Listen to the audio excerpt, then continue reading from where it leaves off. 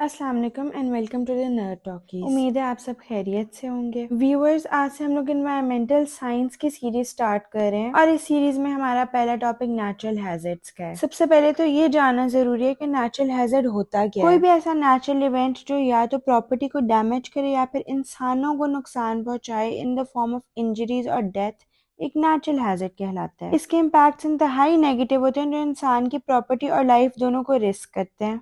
Environmental scientist natural hazards को दो types में डिवाइड करते हैं। एक होते हैं जियोलॉजिकल हैजर्ड्स जैसे कि अर्थक्वेक्स या वोल्केनोज, ये जियोलॉजिकल एक्टिविटी की वजह से होते हैं। और दूसरे आ जाते हैं क्लाइमेटिक फैक्टर्स जिसमें हमारे एटमॉस्फेयर का ज्यादा रोल होता है। इसमें फ्लड्स, ड्राउट्स और साइक्लोन्स आ जाते हैं। But here comes a question that why is it natural hazards and why are we not referring it to as a natural disaster. So basically natural hazard और disaster में बहुत फर्क है। जहाँ नेचुरल हैजर्ड एक नेगेटिव इवेंट होता है उसके इम्पैक्ट्स को हम नेचुरल डिजास्टर कह सकते हैं। जैसे कि एक अर्थक्वेक नेचुरल हैजर्ड होगा बट अर्थक्वेक से होने वाली डेथ्स एक नेचुरल डिजास्टर होंगे। Natural hazard magnitude, duration, speed और फ्रीक्वेंसी जैसे फैक्टर्स पर डिपेंड करता है। जबकि अगर नेचुरल डिजास्टर्स की बात की जाए तो इसका ज्यादातर ताल्लुक लोगों की वल्नरेबिलिटी, उनका एक्सपोजर टू द डिजास्टर, उनके कोपिंग मैकेनिज्म से होता है। मतलब कि एक चीज नेचुरली कितनी नुकसानदेह है और लोगों की उसे डील करने की प्रिपेयर्डनेस कितनी है। But how do we actually classify an occurring as a natural hazard? इसके लिए यूनाइटेड नेशंस ने हमें कंडीशंस आउटलाइन कर दी हैं। यूएन का कहना है कि कोई भी ऐसी नेचुरल अकरिंग जिससे 10 और मोर डेथ्स हो, 100 से ज्यादा लोगों को वो इम्पैक्ट करे, गवर्नमेंट उस सिचुएशन में एक स्टेट ऑफ इमरजेंसी डिक्लेयर कर दे और इंटरनेशनल कम्युनिटी से इस कैलेमिटी से डील करने के लिए हेल्प मांगे। तो अगर इन चारों में से कोई एक कंडीशन भी मीट होती है तो उस इवेंट को हम नेचुरल हैजर्ड डिक्लेयर करेंगे। ग्लोबली यूनाइटेड नेशंस के under several organizations relief efforts का काम कर रही हैं।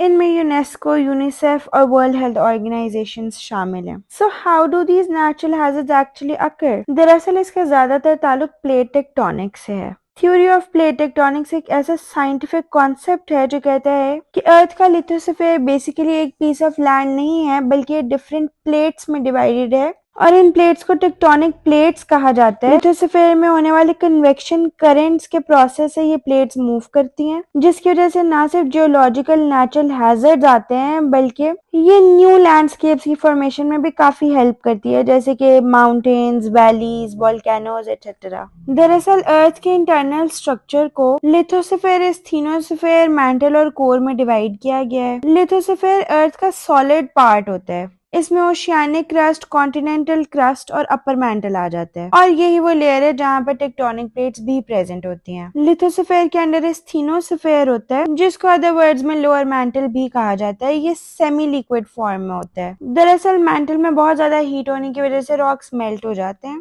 and this is where the process of convection currents happens. And then we have core, which is the hottest layer of the earth's internal structure. अगर अर्थ की crust की बात की जाए तो इसे दो पार्ट्स में डिवाइड किया गया है, कॉन्टिनेंटल क्रस्ट और oceanic crust. As evident by the name, oceanic crust समंदरों की जमीन को कहा जाता है। ये डेंस होती है और एक नेचुरल प्रोसेस की वजह से ये सिंक करती रहती है जिसकी वजह से इसकी डिस्ट्रक्शन और रीन्यूअल का प्रोसेस जारी रहता है। So this layer is very young and it is also very thin. इसकी maximum thickness 6 किलोमीटर रिकॉर्ड की गई है and it is made up of basalt. और अगर कॉन्टिनेंटल क्रस्ट की बात की जाए तो ये कंपैरेटिवली लाइटर होती है क्योंकि रीन्यूअल का इतना प्रोसेस नहीं होता, ये काफी ओल्ड होती है। It is made up of granite and it is very thick with a maximum thickness of 35 kilometers. So how does it impact the formation of landforms? Actually इसमें ज्यादातर रोल प्लेट बाउंड्रीज का है। Plate boundary किसी भी ऐसे point को कहते हैं जहां पर दो या उससे ज्यादा प्लेट्स आपस में मिले। कन्वर्जन बाउंड्री में दो प्लेट्स आपस में कोलाइड करती हैं जिसकी वजह से सबडक्शन का प्रोसेस होता है। वो पॉइंट जहां पर एक टेक्टोनिक प्लेट दूसरे के अंदर सबडक्ट करे उसको सबडक्शन जोन कहा जाता है। सबडक्शन में ओल्डर और डेंसर प्लेट्स दूसरी प्लेट्स के अंडर सबडक्ट हो जाती हैं जिसकी वजह से ओशन ट्रेंचेस, आइलैंड आर्क्स और माउंटेन्स फॉर्म होते हैं। Second kind of plate boundary is divergent boundary जिसमें दो स्टेट्स एक दूसरे से दूर जाती हैं। इससे हमारे पास सी फ्लोर स्प्रेडिंग या रिज पुश या फिर formation of shield, volcanoes and rift valleys होता है। जिस पॉइंट पर दो प्लेट्स कोलाइड करती हैं उसे कोलिजन जोन कहते हैं। Third kind of boundary is the conservative boundary, जिसको अदर वर्ड्स में ट्रांसफॉर्म बाउंड्री भी कहते हैं। इसमें प्लेट्स एक दूसरे के साथ स्लाइड करती हैं। इस स्लाइडिंग की वजह से अक्सर ये प्लेट्स आपस में लॉक हो जाती हैं। लॉक होने की वजह से प्रेशर बिल्ड होता रहता है, जो अल्टीमेटली रिलीज होता है in the form of an earthquake, and this is why transform boundaries cause minor earthquakes. हमारी नेक्स्ट वीडियो में हम इन नेचुरल हैजर्ड्स की टाइप्स को पढ़ेंगे। अगर आपको इस टॉपिक से रिलेटेड कोई क्वेश्चंस पूछने हैं तो हमें कमेंट सेक्शन में जरूर बताएं, and don't forget to like the video and subscribe to the channel. Thank you.